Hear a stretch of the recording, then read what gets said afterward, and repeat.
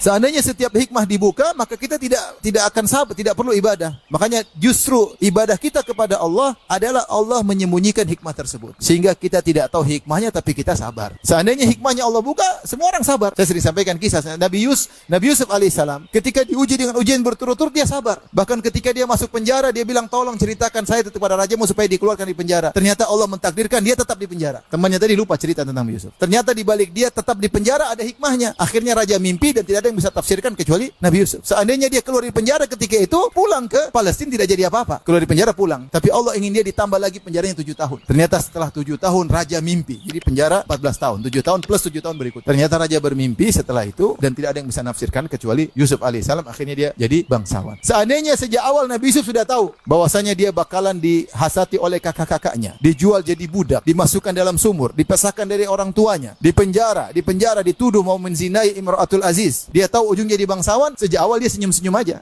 Dan tidak ada ibadah di balik itu. Ya enggak? Oh, enggak apa-apa. Jual aja enggak ada masalah. Kali ini jalan menuju jadi apa? Tapi kapan dia tahu? Setelah terjadi. Baru dia pikir, oh benar. Tapi selama itu dia beribadah kepada Allah. Ibadahnya apa? Sabar, husnudzon kepada Allah Subhanahu wa taala. Ujungnya pasti apa? Indah. Makanya Allah berkata kepada Nabi Nuh alaihissalam, "Tilka min amba'il ghaibi nuhiha ilaik, ma kunta ta'lamuha anta wala qaumuka min qabli hadza, fasbir innal aqibata lil muttaqin." Ya. Tentang Nabi Nuh Allah berkata kepada Nabi Muhammad sallallahu alaihi wasallam, "Wahai Nabi Muhammad sallallahu alaihi wasallam, inilah kisah Nabi Nuh yang kami ceritakan kepada engkau wahai Muhammad. Kau tidak tahu sebelumnya dan kaummu juga tidak tahu tentang kisah ini. Saya ceritakan. Ini hal gaib wahai Nabi Muhammad." Kalau begitu, lihatlah Nuh alaihissalam bersabar 950 tahun, ujungnya indah. Karenanya fasbir, sabarlah engkau Muhammad. Innal aqibata lil muttaqin. Sungguhnya kesudahan yang baik bagi orang yang bertakwa, orang yang bersabar.